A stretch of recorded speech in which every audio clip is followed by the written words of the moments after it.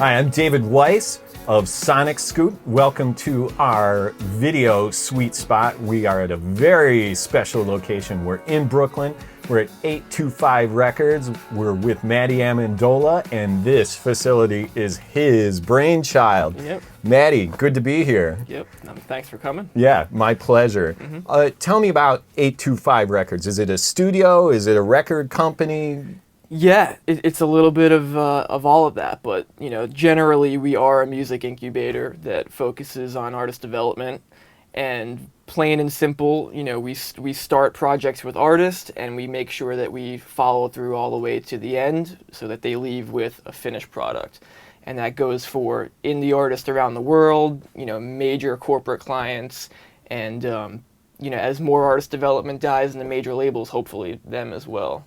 We have a label side, we have the studio, and a facility that hosts, room and board for people to stay when they're working with us, and video and photo and all that kind of stuff. Is this a commercial facility? Do you have to be an 825 artist to work here? Yeah, for the most part. I mean, you can't, we get a lot of calls, hey, how much is it to rent the studio for the day? We don't really work that way. If you're an 825 artist, or if you're a client of mine or my engineer Butch Jones, you have exclusive access, and that's the way we've always had it, even in the old space. Where are you coming from in this? Definitely you're a drummer, first and foremost, right? Yeah, started as a drummer. How did that make you grow into this larger role? Producing just kind of came naturally to me. I think that the best producers in the world don't really put a title on what they're doing. They just offer their opinion and they make sure that they have the artist's trust. Mm-hmm. And I think that I was doing that long before people, or even I considered myself a producer. So I kind of snuck into that world just naturally. And then from that point, my mentor in terms of the audio world, Butch Jones, he just kind of he started letting me sit in on sessions and teach me about mic placement and mixing, and throughout the years, he's still my mentor, but it's amazing because he's also my partner in all of this, and he's 825's chief engineer. Great. So it's pretty awesome to have learned from a Grammy award-winning engineer who has worked with, dozens of amazing artist, and he's I can say he's my partner. Wow, that's good. It's a nice team to have together. Yeah. We are at the 825 Records Nerve Center now with Matty. Matty, I've never seen a console quite like this, and there's a reason for that, right? Yeah. Tell me about your concept behind designing this console. Well, the control room was built around the idea of this, and we didn't really know if it would work the way I thought it would until everything was plugged in, and knock on wood, and thank God it did. I'm a huge fan of analog, but being in this world with computers and DAWs and the clientele that I had to stay in the box as much as I could. I wanted to build something that allowed me to have every channel from, every mic path from the live room coming in to go through a channel strip that's purely analog. So between my preamps, which are the Apollos and the 4710, LA610, SSL Alpha Pre's, I've matched up various sources in the live room, snares and particular amps, toms, whatever, which then routes into an SSL compressor. And I have 3 silvers and 3 blacks, and then that routes into an SSL EQ, 4 silvers and 4 blacks. So the channel strip going into the DAW would be the same as if you were on an SSL board. So and I'm the way I work is, let's get the sound that we want. Let's fix it in the mix is not something that you'll ever hear me say in a session. So grab the source, get it, make it sound the way it should, hit record. Once we're in the DAW, I've worked out my patch bay and the Universal Audio Apollo console software to work in a way where I can change profiles. So now I can, instead of tracking through everything, I could use them as hardware inserts within my DAW for mixing.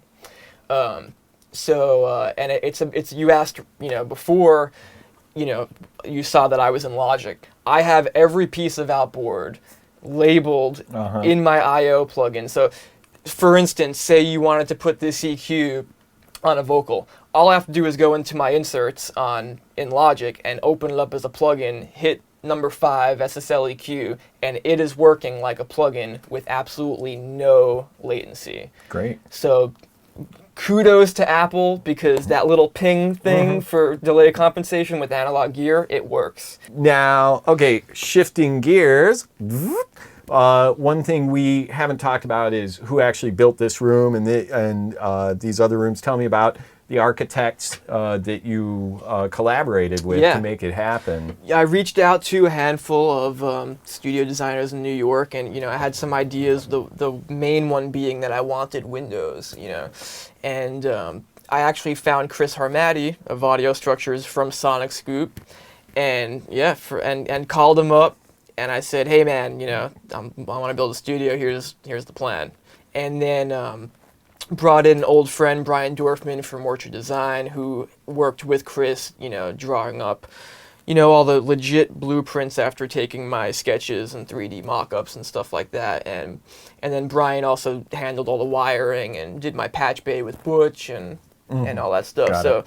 And then on the rest of the facility, the video suite, the lounge, the bathroom, kitchen, that I had a whole nother crew working on that, which is how we got this whole place done in 4 months. That said, what would you say are the sonic characteristics of this room? Is it totally live, totally dead? Yeah, this room is the control room's really flat, which is great. Really accurate after tuning it and stuff like that. We just lucked out with the size and the treatments that we used. And the live room, I wanted it to sound a little bit bigger than the room was while keeping it pretty tight.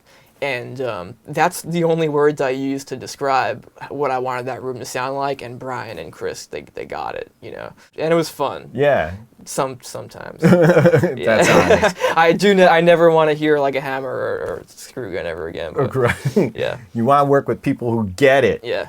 Get it? All right. Why don't we head in there now? Cool. All right. This is what we look like standing up.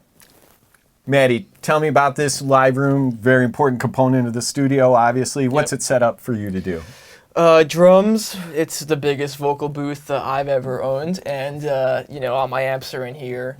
I primarily work with solo artists and singer-songwriters, as I said, so I don't typically have full bands in a room, so this is like the perfect size for what I need to do. And acoustically, the drums sound the way I do, the way I want them to. It helps that I'm using a Gretsch Brooklyn Series kit, which is an unbelievable sounding kit, and it's mic'd with nothing but Telefunken and Earthworks mics, so that's definitely a big help. Right. And then in terms of amps, the Vox AC30 has always been my favorite go-to amp, and 1965 Super Reverb is a great complement to that. And small Ampeg for, it still gives you the classic Ampeg sound. And then, of course, more guitars, and, there's microphones in every corner. Wow. Yeah, the more you look around in here, the more you see. Yeah, there's a lot of hidden gems in here.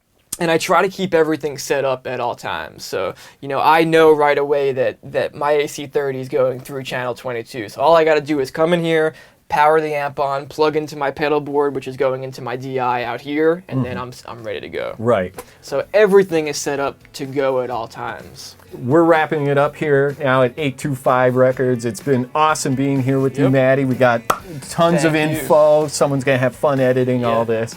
And thanks for viewing, and we will see you on the next Sweet Spot.